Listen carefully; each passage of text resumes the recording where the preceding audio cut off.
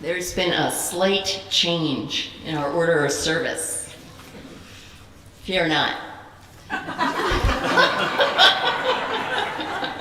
I'm just going to offer my reflection now instead of later.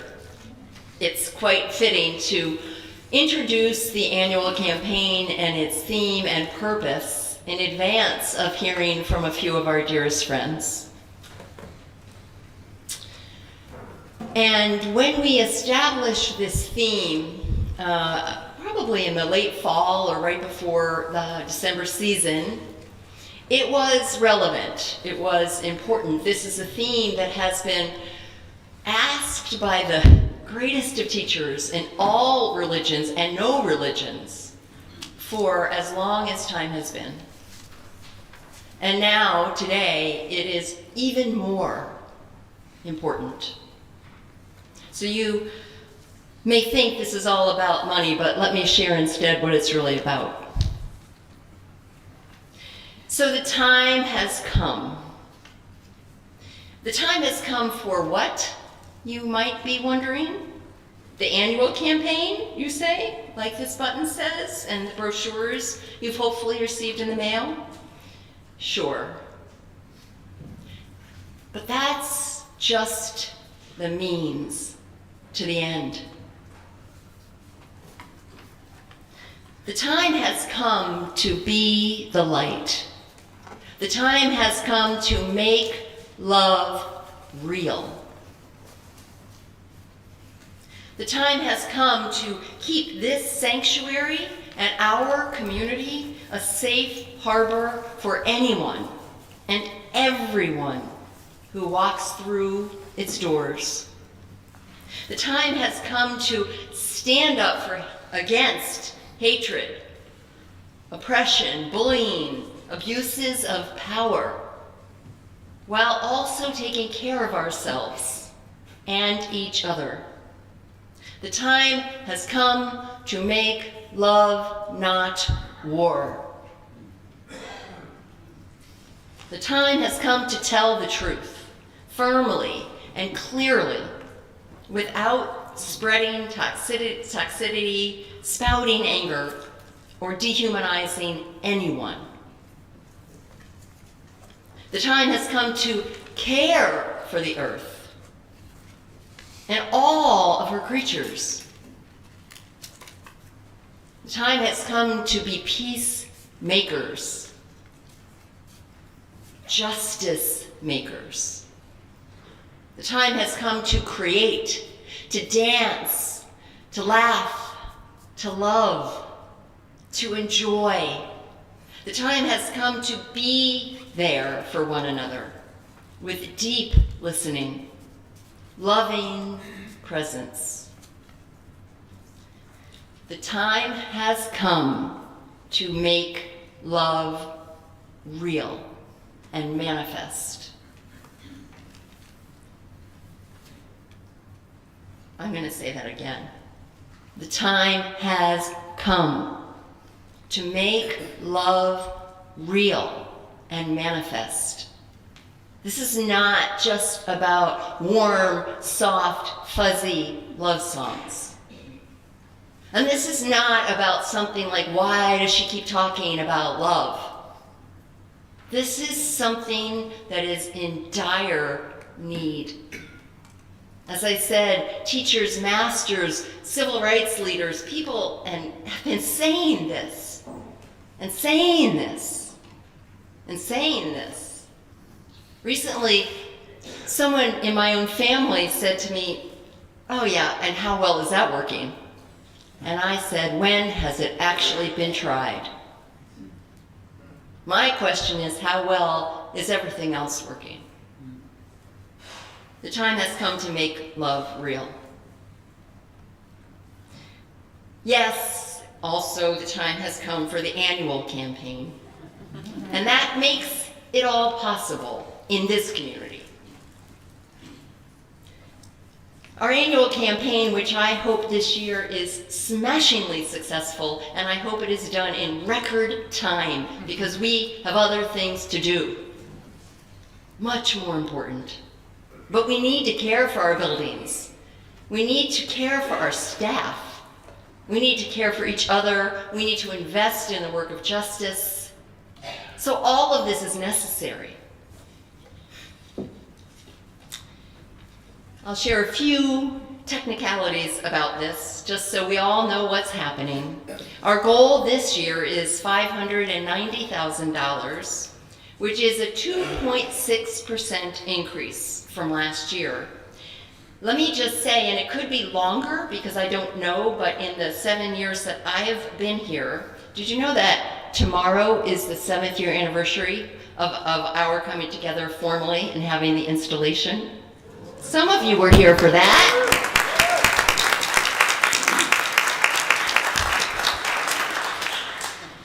Since I've been here, this is the lowest increase.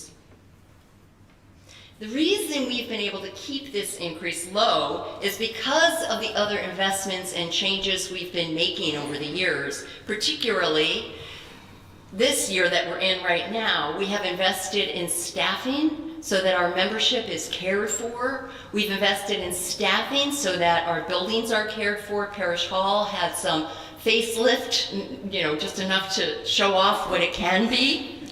And we've begun to rent our space, largely, if not entirely, to nonprofits and to artists and musicians who are looking and need affordable space in this area. And yet it also allows us to help increase our revenues at the same time. So those things, and including our additional fundraising in the community, grant writing, friend raising, all of those things have allowed us to actually rely less on pledges from our members, because we heard from you that there was a point at which we needed to go into other ways of doing this, and we have. And yet, these dollars still are the foundation of what makes this possible, and rightfully so, that members, friends, supporters, many who pledge are not members, say, yes, this matters. This place, these values, this work, this matters, and I will invest in that. Achieving this campaign goal will allow us to move our Director of Church Music, Nick Place, from half-time to full-time.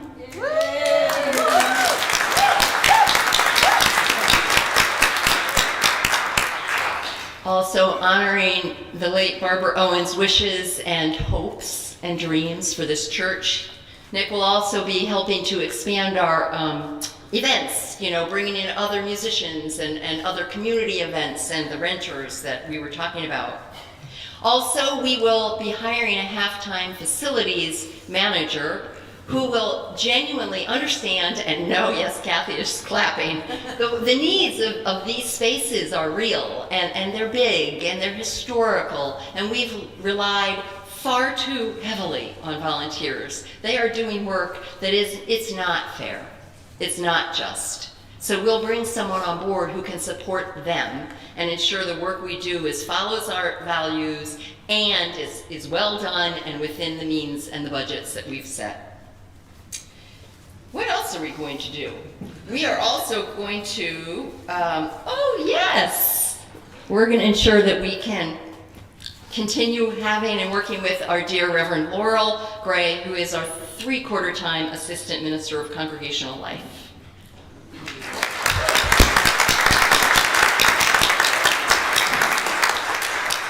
We'll pay our staff equitably, cover the costs associated with running a church like this, caring for historic buildings. This is not about the parish hall. That's a different conversation. This is simply about next year, July 1st through June 30th, our next church year. So making a promise today, a pledge, is not about paying it today.